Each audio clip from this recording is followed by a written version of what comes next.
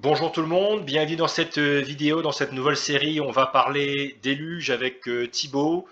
Et le but donc c'est de montrer qu'on a dans la Bible, dans Genèse 6, un événement historique que l'on retrouve aussi bien en géologie, en paléontologie que dans des textes anciens. Et donc le but aujourd'hui c'est de parler des légendes du déluge. C'est un sujet assez intéressant, assez passionnant. Je pense que beaucoup d'entre nous on aime bien ce côté mythologie, ce côté texte ancien. Et donc là, on retrouve vraiment des éléments assez étonnants entre ces divers récits du déluge qui semblent pointer vers un événement en commun au vu des détails. Et donc, on a aujourd'hui Thibaut qui a fait une belle présentation que nous allons pouvoir passer en revue. Bonsoir à toutes et à tous. Donc aujourd'hui, on va parler un peu de l'universalité du déluge à travers le monde, à travers différents récits. On sait souvent que les récits sont inspirés de faits réels. On peut citer très facilement, par exemple, le fait qu'il y avait un panthéon de dieux comme Zeus qui envoyait de la foudre parce qu'on observait les éclairs, les orages. Et on sait que souvent les récits, les mythologies sont inspirés de choses qui ont été vécues par les hommes, parce qu'il est difficile d'inventer quelque chose finalement, on ne connaît pas. C'est pas quelque chose qui est dans la conscience de l'homme, et souvent l'homme raconte des choses comme il les comprend et comme il les perçoit en son temps. Et on va voyager un peu à travers le monde, un peu partout dans le monde, et on va retrouver en fait nombreux récits du déluge, adaptés à chaque culture, à travers différentes époques, et c'est assez fascinant de voir, à quel point tout a une similitude, et le fait qu'il y ait cette universalité dans le monde ne peut que prouver, en fait, au final, qu'il y avait quand même un événement mondial commun qui a impacté absolument toutes les cultures, et c'était bien cette histoire de déluge, que la mer a bien recouvert la mer en un temps.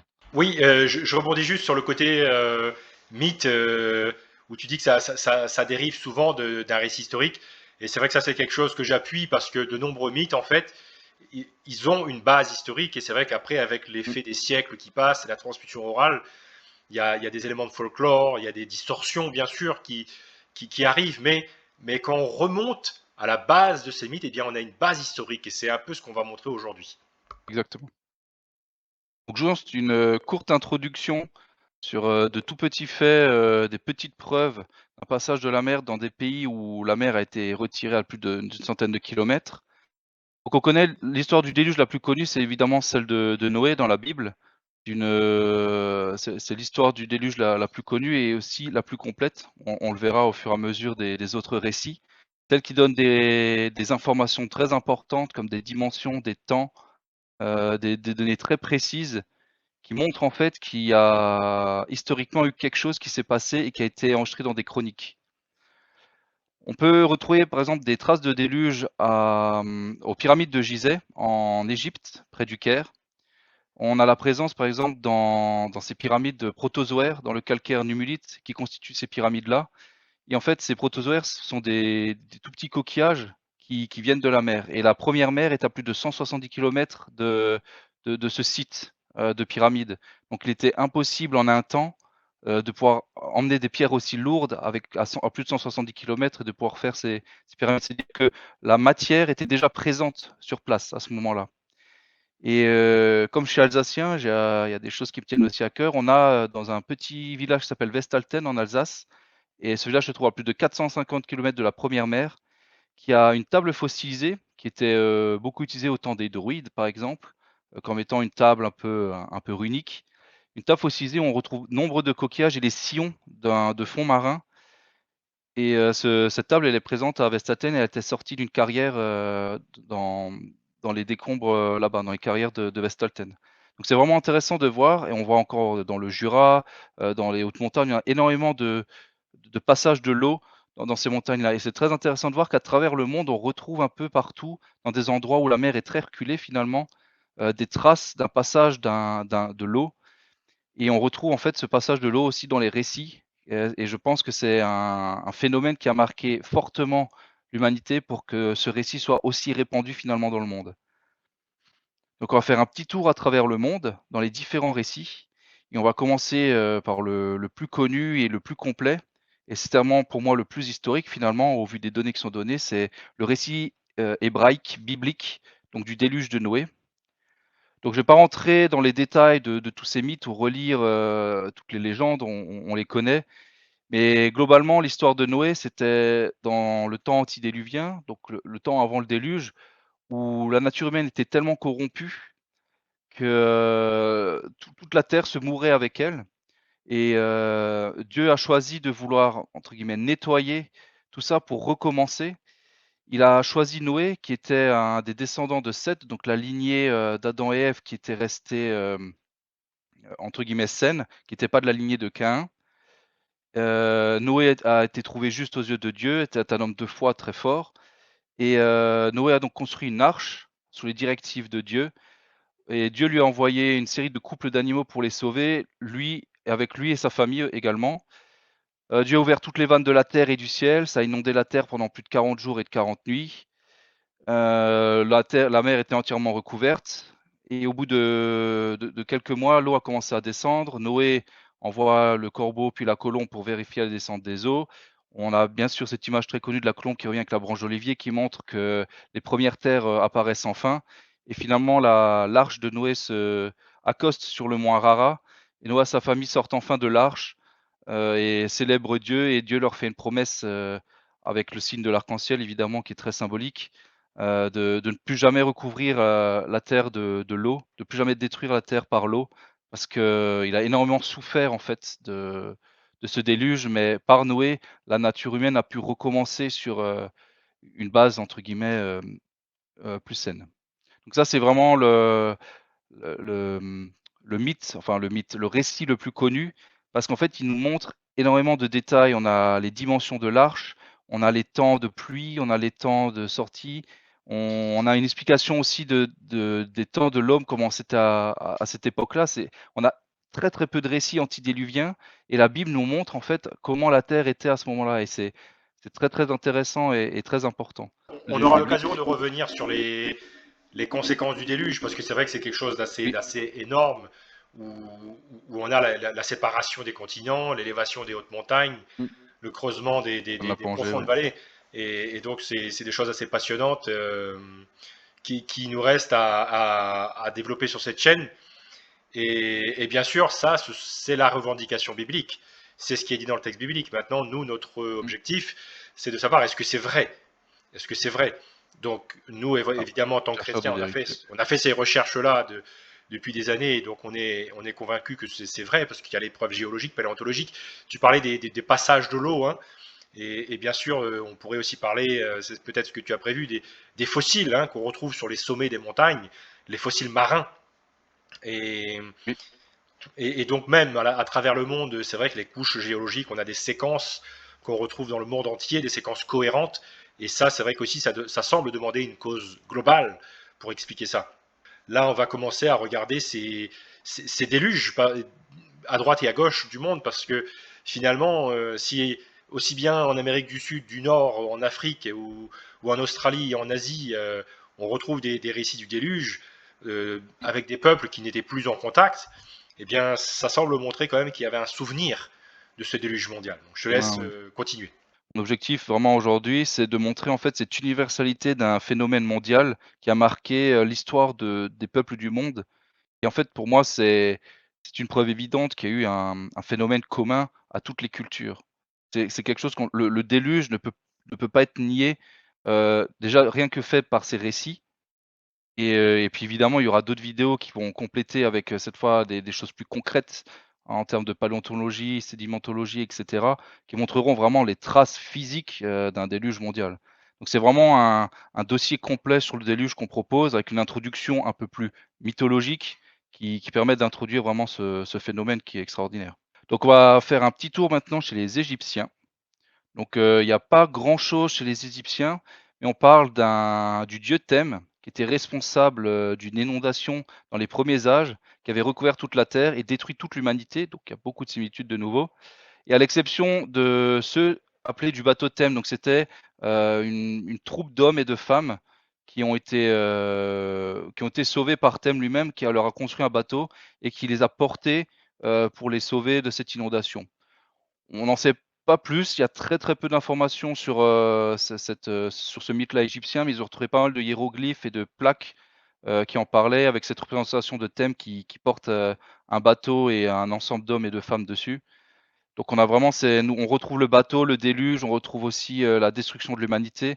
Donc on a vraiment encore ces points communs, déjà chez les Égyptiens. On va faire maintenant un petit tour chez nos amis grecs. Alors chez les Grecs, ils sont beaucoup plus philosophes.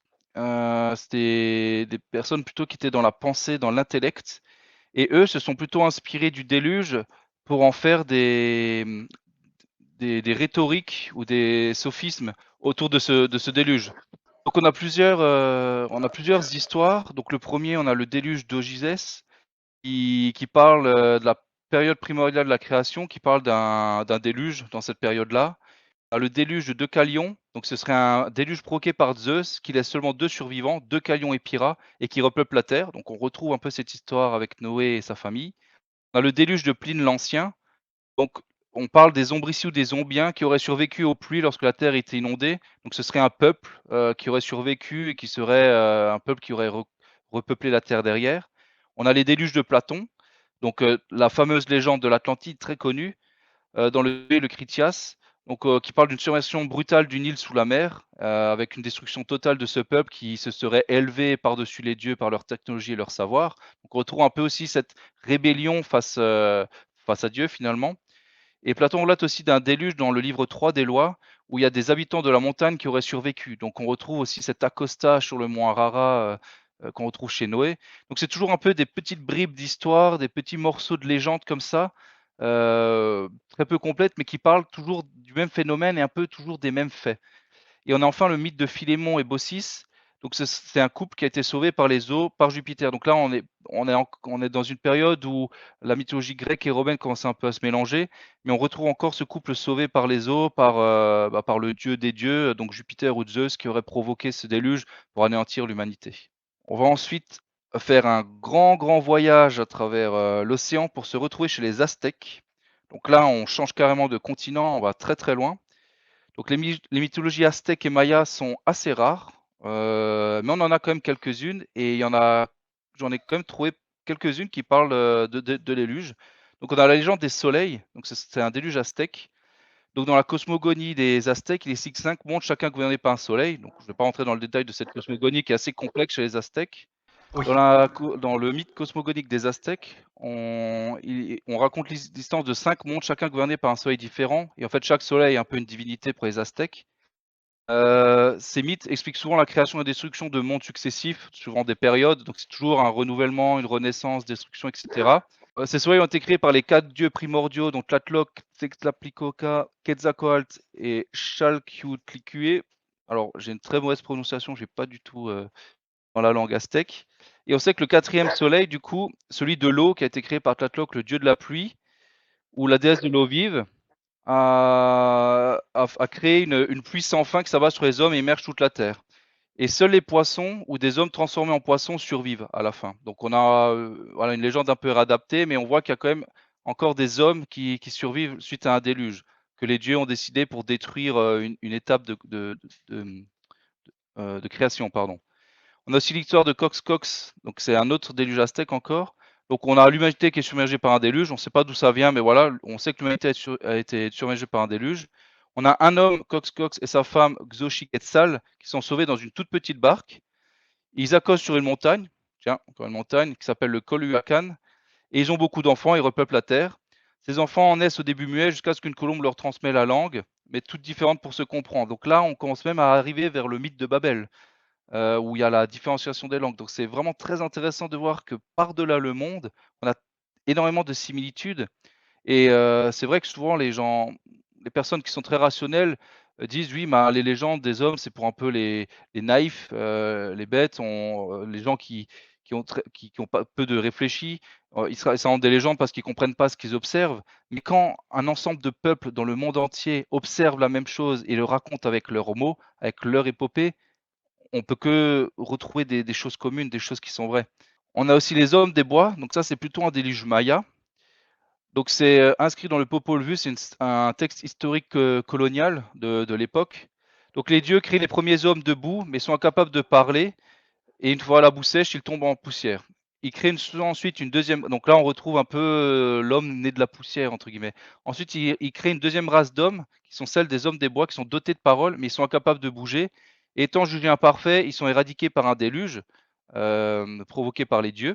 Et la troisième race des hommes, qui est celle actuelle, ils appellent ça les hommes des maïs, et ce serait la race des hommes aujourd'hui, qui elle serait maintenant parfaite suite à 2 essais prépondérants. Donc il a fallu un déluge pour éradiquer une race d'hommes afin d'avoir à nouveau une race d'hommes considérée juste par les dieux.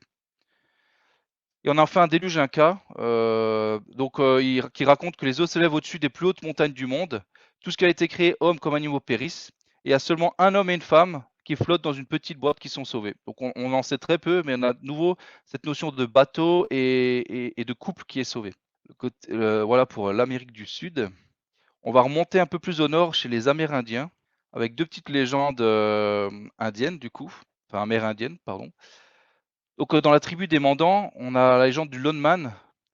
Donc le Lone Man est le premier créateur vainc un démon qui s'appelle Maninga. Maninga revient sous la forme d'une grande inondation. Lone Man sauve l'humanité en construisant un grand canoë. Donc là, on est vraiment dans les légendes amérindiennes. Il vainc à nouveau Maninga à l'aide de la magie de son tambour et les eaux se retirent. Donc là, on a, voilà, on a un combat contre le mal qui est représenté sous cette forme d'inondation. Et dans la tribu Choctaw, on a les hommes qui deviennent trop corrompus. Le grand esprit les détruit dans un déluge. Un homme est sauvé, qu'ils appellent un prophète, qui avait averti les hommes. Donc on a aussi Noé, qui jouait le rôle de prophète en son temps, qui avait averti d'une certaine manière, parce que lui était juste en Dieu, il voyait, il connaissait le plan de Dieu, et en fait, il jouait le rôle de prophète aussi en son temps. Donc on retrouve aussi cet aspect-là chez les Amérindiens. Après plusieurs semaines, il y a un petit oiseau qui emmène le prophète vers une île. Le grand esprit transforme cet oiseau en une belle femme et il repeuple la terre ensemble. Donc on retrouve nouveau cet oiseau qui montre une terre à cet esprit, à ce prophète, pardon. Et l'homme, en fait, a eu l'ordre du grand esprit de construire un grand radeau avec des rondins de sassafras. Donc c'est un bois un bois qui existe dans les terres là-bas.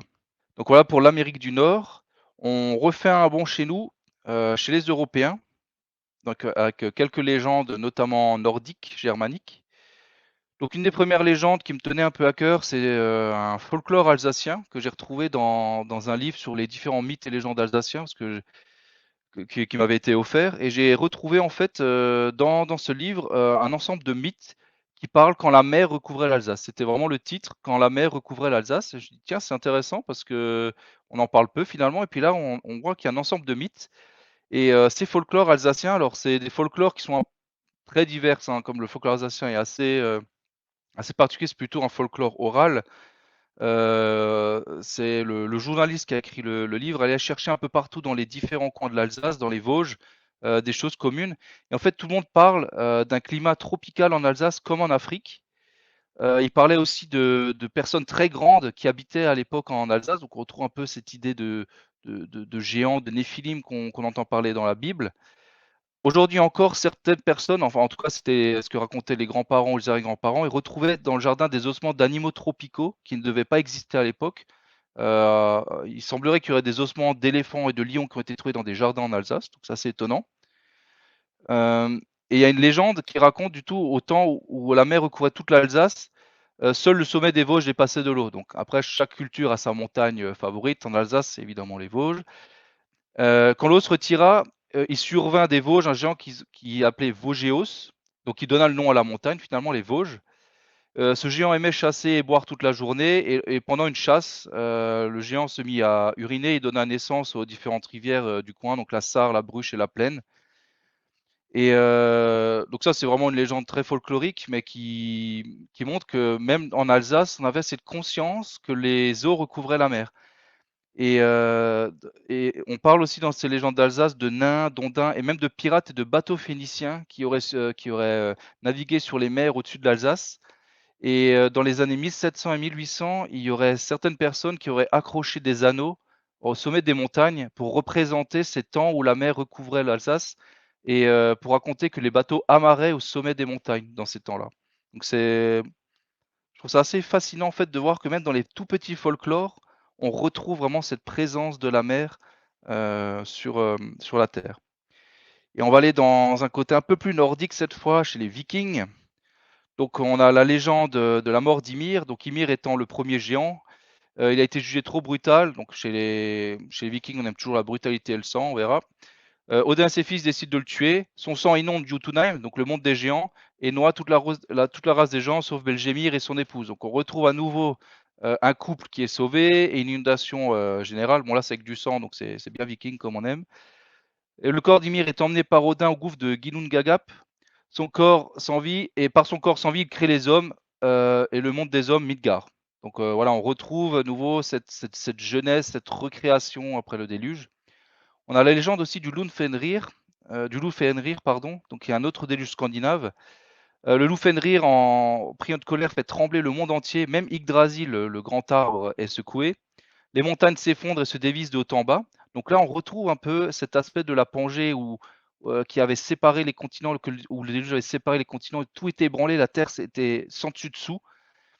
Les hommes sont chassés de leur foyer et sont balayés de la surface de la terre. La terre perd toute sa forme, elle devient complètement informe. Les étoiles tombent dans le vide et le feu jaillit de la roche. Donc là, on retrouve un peu cette activité volcanique. On retrouve aussi cette chute de météorites où on a eu des traces pendant le déluge. Donc il y a vraiment ce chaos, cette catastrophe diluvienne qui est racontée là dans ce mythe scandinave. Toutes les eaux débordent et recouvrent alors la terre. Et puis lentement, les terres émergent de nouveau des eaux et les hommes enfermés dans le bois d'Yggdrasil repeuplent le monde. Donc là, on avait des hommes qui étaient enfermés dans l'arbre, donc un bateau de bois, si on peut dire ça d'une certaine manière, qui repeuplent ensuite le monde. Donc à nouveau, ces similitudes. Et on a un petit déluge lituanien qui est un héritage en fait scandinave des légendes scandinaves. Donc on parle du dieu Prakorimas qui lâche un grand déluge pour exterminer les géants. Donc on retrouve un peu cette similitude avec Ymir. Un couple de gens est sauvé dans une coquille de noix qui est envoyée par le dieu. Donc là, on a un côté un peu plus poétique, je trouve. Et ce couple a pour mission de repeupler la terre et qui doivent enfanter des hommes en sautant de colline en colline. Donc voilà, on a un peu ce côté très folklorique, mais on retrouve toujours les mêmes thèmes. Une destruction, un couple qui sauve la terre. C'est vraiment, moi je trouve ça fascinant. On va aller plus loin vers l'Asie cette fois, vers l'Est, dans le royaume impériaux des Chinois. Donc on a quelques légendes aussi en Chine. On a la légende de Nuwa. Nuwa, c'est une déesse créatrice qui est mi-femme, mi-serpent, qui forme un couple avec son frère Fuxi. Bon. Elle façonne l'humanité avec de la glaise. On retrouve un peu l'histoire de la Genèse.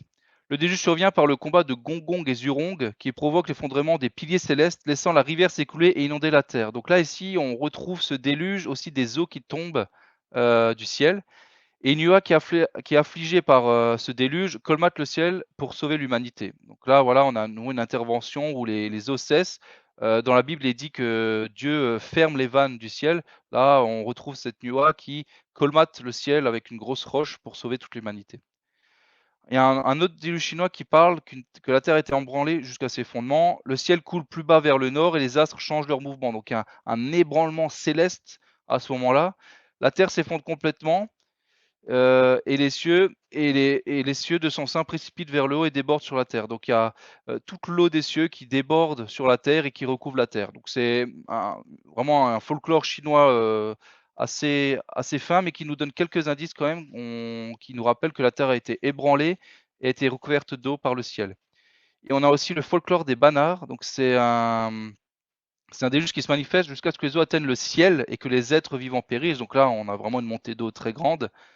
Il y a un frère et une sœur qui sont sauvés dans un énorme coffre, donc on retrouve encore un couple entre guillemets dans un bateau et ils prennent avec eux dans le coffre toutes sortes d'animaux. Donc voilà, c'est assez léger comme folklore, mais on retrouve toujours ces similitudes avec une arche pour sauver l'humanité et les animaux.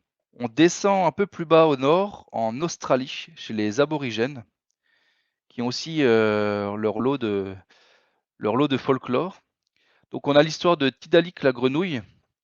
Donc Tidalite, la grenouille, c'est une grenouille qui serait avec une soif inexorable et qui boit toute l'eau de la terre. Donc toute la terre s'assèche.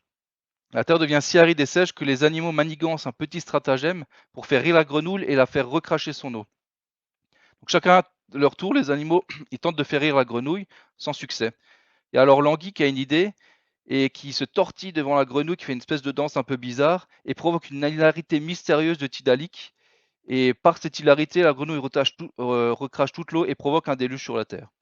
Donc là, on a vraiment ce folklore très aborigène qui est assez marrant, mais on retrouve encore ce déluge qui recouvre vraiment toute la terre.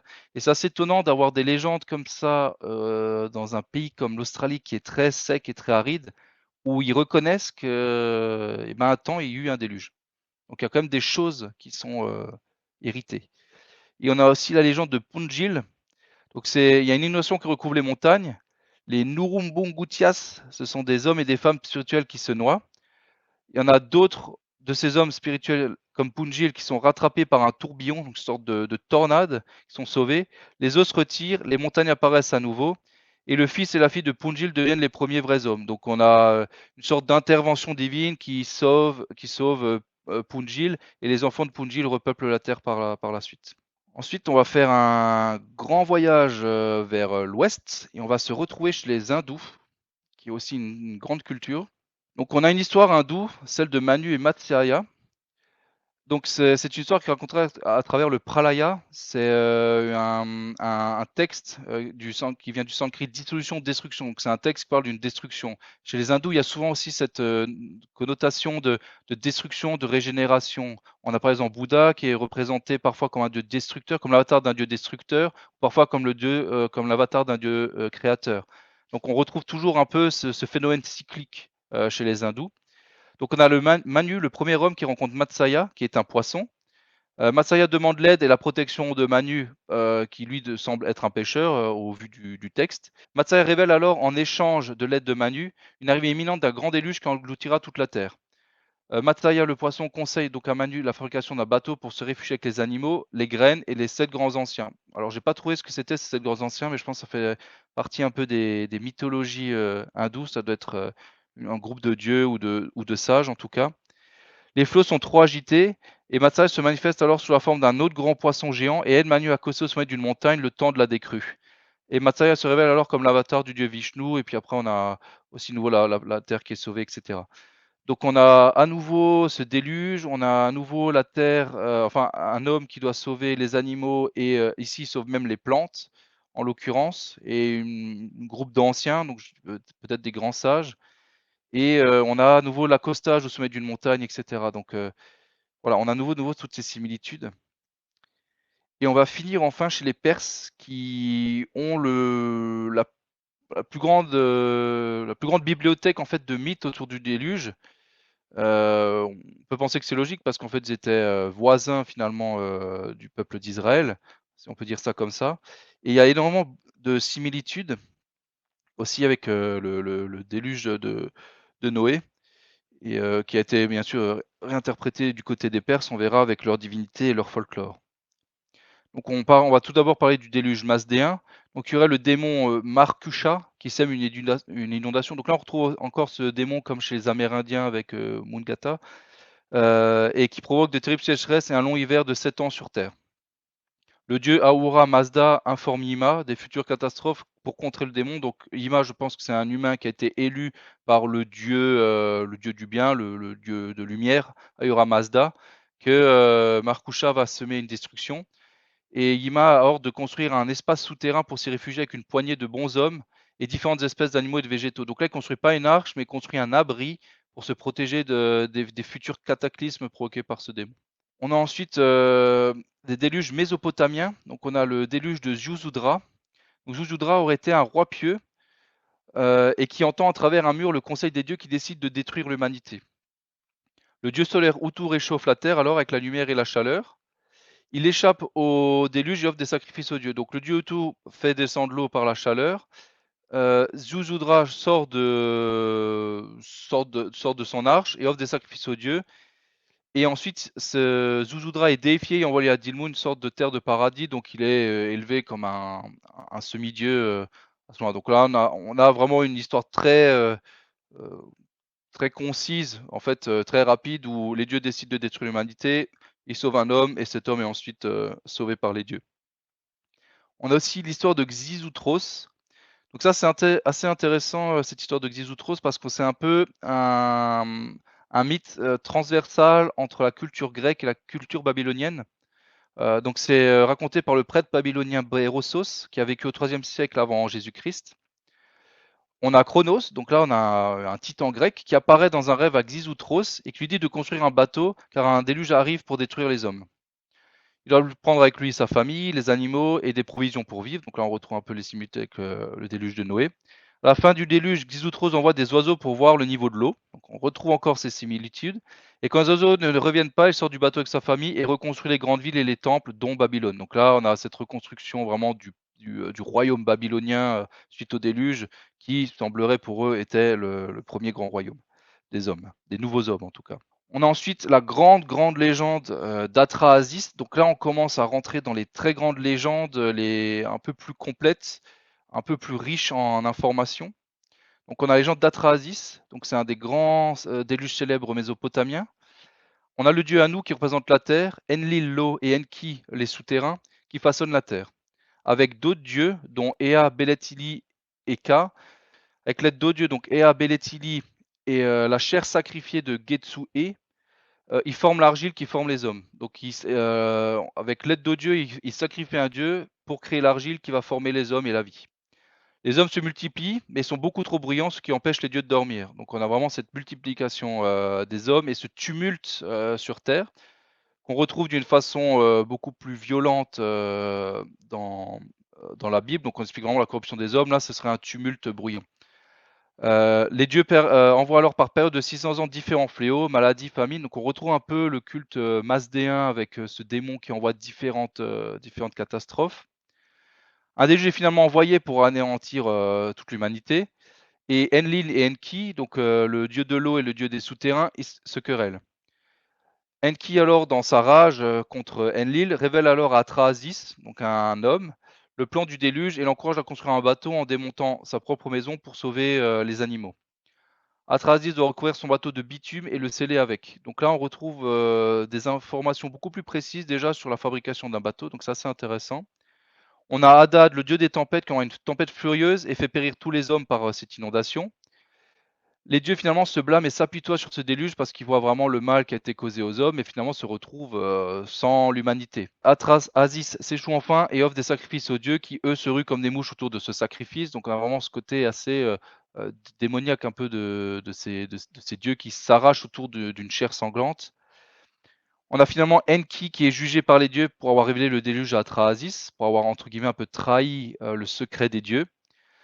Et il décide d'expier ses méfaits et plaide que le tiers des femmes soit possédé par un démon pour le rendre stérile la population afin que les dieux puissent contrôler l'expansion de la population et éviter à nouveau que cette population devienne bruyante. Donc c'est assez étonnant comme folklore parce on a des faits qui sont à la fois très précis puis très mythologiques. Et on va enfin finir sur le mythe le plus connu avec l'arche de Noé du déluge. C'est souvent un mythe qui est utilisé par un peu les personnes qui veulent dire que la Bible est fausse ou n'est qu'un mythe inspiré d'autres mythes. On dit souvent que le déluge de Noé est inspiré de ce mythe, soi-disant parce que les textes seraient plus anciens, etc.